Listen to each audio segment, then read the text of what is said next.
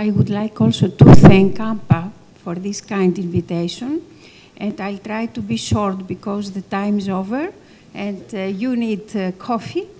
We all know about brain plasticity. Our environment, our behavior, and our emotions not only increase the risk of neuronal death, as we all know when we hear prevention studies, but also facilitate the regeneration of neurons. So we have now very good studies, but the old ones are also very good, that suggest that the adult brain does regenerate itself, at least in some areas, such as hippocampus. There is a very good study about non-pharmacological interventions, which was published in 2012 by Takeda and collaborators, which study supports the non-pharmacological interventions and discuss about all these non-pharmacological interventions we'll see at the following slides, and which support that they could help cognitive activities of daily living and BPSD.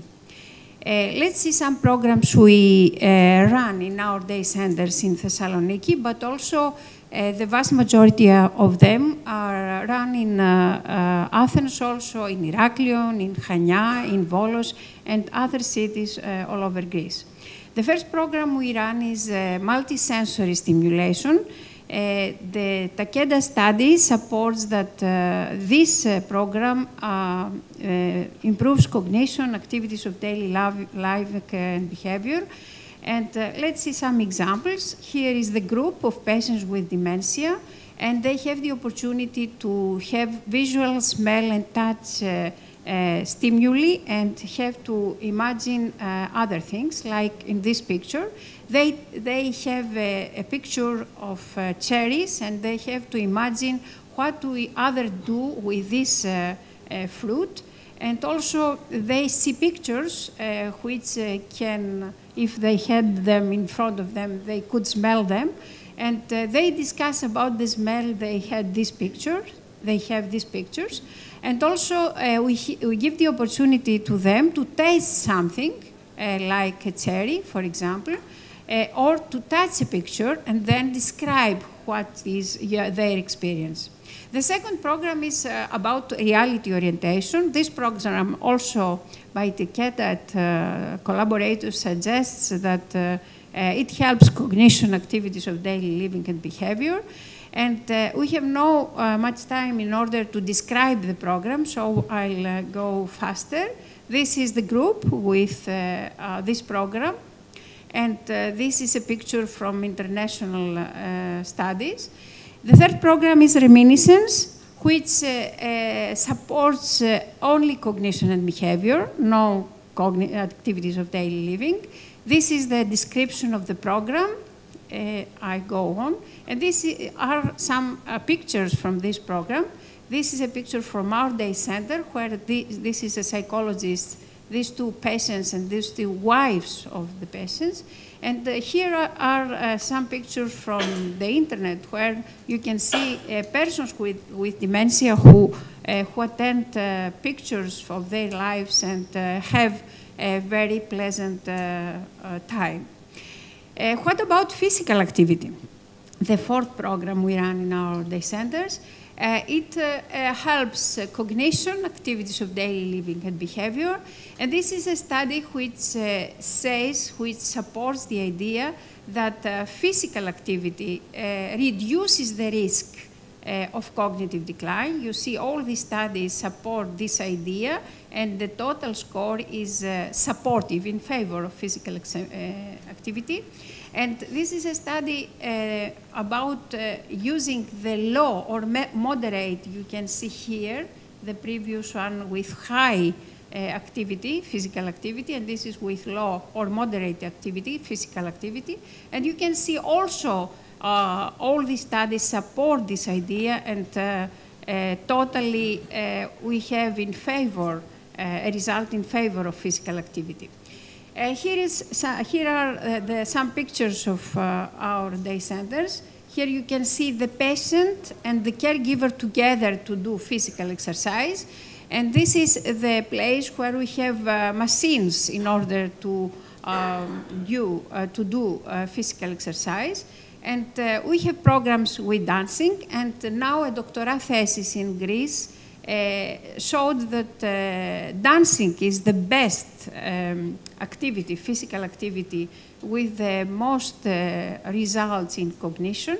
And you can see how they feel while they dance. They are very happy and have better behavioral situation in their homes. The fifth program is about cognitive education with movement commands. So we combine cognitive stimulation with physical exercise. This program helps cognition activities of daily living and behavior. And you can see here a study which combines a meta-analysis study, which combines physical and cognitive exercise in more than 1,000 participants. And you can see that all are in favor this combination, physical and cognitive exercise. And you can see some pictures from our programs here with free movements, with movements in different cycles with different colors, and they have heard some commands they have do when the cycle is with many colors or with one color. And they can walk on corridors like this with numbers and colors, and they have to remember which were the colors and which were the numbers they passed.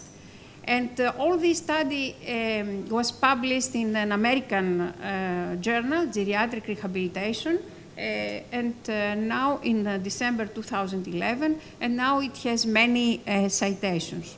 The sixth program is music therapy, which supports cognition and behavior. You can see here the psychologist who is also a musician, and these are the patients with dementia who have to remember the words of the song they heard just before, and they have singing with the musician. And here is another musician who, with these instruments, try to present songs with the patients who move these instruments in order to have the suitable music. And here is a very exciting program. The teacher of this Byzantine music is patients with Alzheimer's disease, has mild dementia, and he teaches Byzantine music in other patients with Alzheimer's disease, in mild also stages, and this was a very exciting program. The seventh program is art therapy. We suggest this program for all stages of dementia, and this gives the ability of very good quality of life. You can see painting pictures, with different mini-mental. You can see here a patient with mini-mental 27 have put different colors in this picture, while a patient with mini-mental 20 has the same color for hair and face. And here are pictures from every stage of Alzheimer's disease. You can see very good pictures, but also very pictures which similar with children's picture. And here is a very good picture by a patient with mild dementia. And we have another program, Painting Myself. Here you can see pictures from patients with mild dementia, and here pictures from patients with severe dementia. And also we have programs with theater therapy, and you can see pictures here and here. We have programs with theater for caregivers and patients together in different rooms in Thessaloniki, but also we have a theater at homes. Some actors go to the homes of our patients, and they know what was the life of this patient, and they present the life of the patient during this presentation. And here you can see groups of patients who play different games. And here is something different, which is very usual in the United States. 6 patients with mild dementia or mild cognitive impairment go to museums. They visited all the museums of our city and all the churches, and this is the psychologist who did this program. The 8th program is the program with new technologies, which can help us in every symptom. You can see that the cars versus home argument, technology for cars is much better developed than the homes. You can see the car in previous years and now. And we try to use technology in groups like this, in patients in programs with alone the patient and psychologists with him. But also we found that illiterate people also like to play in computers. And also there is a very good program for caregivers, where caregivers are at homes caring their patients, and the psychologist is with them and teaching them and educate patients, caregivers who take care of patients with dementia. So in our daycares, we give to the patients with mild cognitive impairment or mild dementia 5 groups of 8 exercise, and we exercise attention and memory because these tests are in English, and these tests have 5 levels of difficulty. These are free in the website, so you can find all of them. And finally, if they succeed, they have visual and auditory rewards. And we finished just now a program, a European program, which has the name Long-Lasting Memories Platform, with 4 components: independent living, cognitive training, physical training, and central management. And you can see which was the idea. One person be in front of his TV at his home, and he has some sensors under his feet or her feet, and so she can do physical training and cognitive training together, the one program after the other, every day at their homes. And you can see here, we used every place we could use in Thessaloniki, chairs, CAPI, and our day centers. You can see different people in different positions for physical exercise, but also for cognitive exercise. They are in front of PC, and they work hard in order to exercise their brains. And the results were very interesting. When we see about executive attention, we found that both healthy persons and persons with MCI were improved after 6 months of exercise, while we had no problems in executive attention in mild dementia, while we have in memory, in recall and delayed recall, we had improvement in all groups, and we have significant results also in mild dementia. And if we would like to see what happened with mood symptoms, we excluded patients with depression, but we included patients with 3 GDS, as you can see. And you can see that we had improvement in mood symptoms in patients with MCI and patients with mild dementia, because they got the opportunity to be improved. So the quality of life in all these patients was better at the end of the training. We used the quality of life of WHO, and we found significant improvement. And a group from our engineering prepared another program in computers. You can see just the page of this program, match the names with faces. You have to put these pictures in the windows. And this is a student from engineering who is trying to do what the computer says to him and his grandfather. And they will start now the program at our day centers, but they also give the opportunity to the elderly people to go out of their house and to attend them, and to give orders in the house. For example, milk is in the fridge. And this program helps patient, caregiver, and doctor, and the doctor can have on his smartphone how is the progress of the patient. And this is the program with support groups online. You can see here the psychologist who is connected with all these three caregivers, which discuss with psychologists the problems they have after having a half an hour educational program. And also we do occupational tasks like preparing an orange sweet, or preparing small biscuits, or preparing candles for Easter.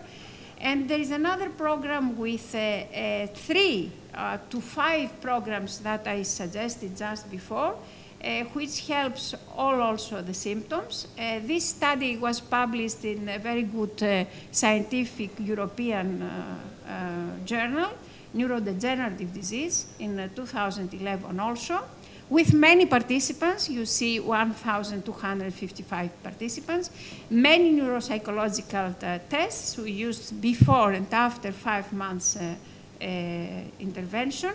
And this publication has now many citations, because it gives the way in order to do many things for these patients.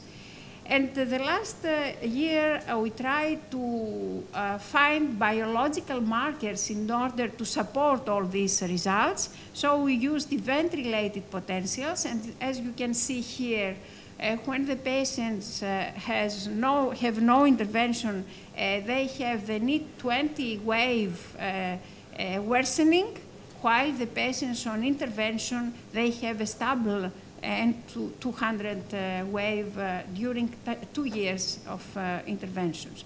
And we use also electroencephalogram, and with 41 participants and about 20 controls, we found significant improvement of connectivity, mainly in right hemisphere nets. You can see here right and right, the 2 areas which were significantly improved. And also we had one area in left also hemisphere. You can see the p-value is very good. What about leisure activities? There is one study which was run by Skarmeas, professor of neurology in Athens now, in Manhattan, which used, he included about 2,000 non-dependent healthy controls. Magda, sorry. I finished. Thank you. Yes, I finished. Who found that high leisure activity reduces the risk of dementia about half. This is the leisure activities. And finally, I would like to say that the disease touched the button delete of our lives. We are all candidates, and the patient, while the patient with dementia suffers, we have to do something for him today. We have to join our hands, our efforts, all over Europe, all over the world, in order to succeed the best quality of life for all these patients. And this is a picture of my city, and I invite all of you to come and visit here. Thank you. Thank you very much, Magda, and I think we can have maybe one question or maybe 1.5. So just I highlight all the points that mentioned Magda. I think a lot of things that we can share. By example, there are a lot of things that we are not doing in Morocco.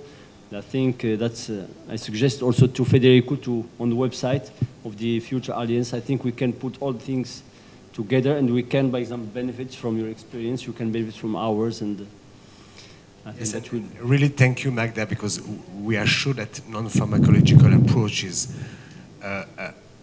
it's possible to implement it for example, in Morocco or in Tunisia, and really we will have to think how to make it, how to be adapted with your culture, your system, And really, concerning non-pharmacological approach, I think that we really have to continue and to adapt our standards to their standards. And one sentence more, while we have no medication which will stop this, disease, then we have to find something else to do for all these patients all over the world. And I think there are also many money saving, because dancing or music or painting or maybe testing. So that doesn't cost, for example, Aricept in Morocco costs 100 euros. So a lot of people cannot buy 100 euros, so they can buy cherries or test foods and or dance, exercise. What? Juste pour dire qu'en Tunisie, on fait exactement la même chose, sauf les jeux électroniques, parce que c'est... Mais on a ajouté quelque chose de plus, pour revenir à Madame Duguay. Comme presque 80% des Tunisiens ont fait l'école coranique, quand ils deviennent donc Alzheimer, on a trouvé une solution, c'est de leur faire répéter donc les versets qu'ils ont appris quand ils étaient enfants, et ça marche très très très bien.